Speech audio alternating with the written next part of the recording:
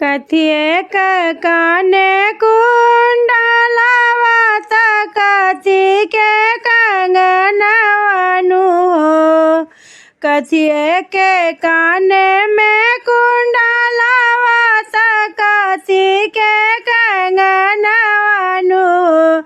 अरे हो कथिए के कमर कर धनिया चरनिया बड़ा नीक लागे हो। अरे हो कथिए के कमर कर धनिया चरण बड़ा नीक लागे हो। हीरा के काने के कुंडलवा त सोने के कंगनवानु हो। हीरा के काने के कुंडलवा त सोने के कंगनवानु हो। अरे हो दामिनी के कमर कर धनिया चरनिया बड़ा नीक लागे हो।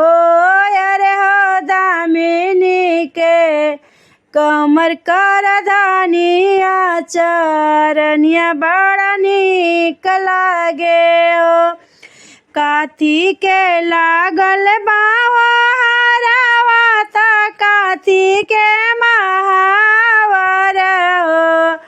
काहे लागी लागल बाहो हरावा त काहे के महावर हो। अरे हो कथिए के पावे पयजनिया चरनिया बड़ा नीक लागे हो।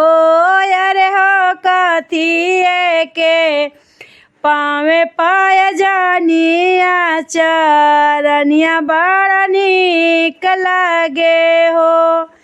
लाली चुंदर के हरावा त सूरज के महावर हो। लाले चुंदर के हरावा त सूरज के महावर हो।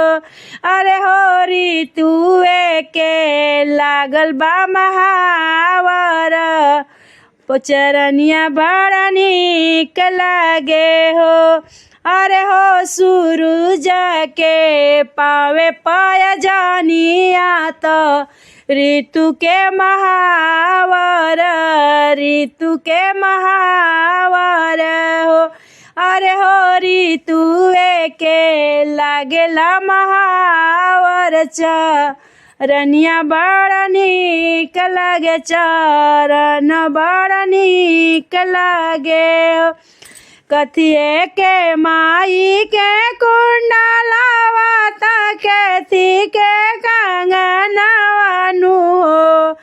कथिए के काने के कुंडलवा त कथी के कंगनवानु हो। अरे हो कथिए के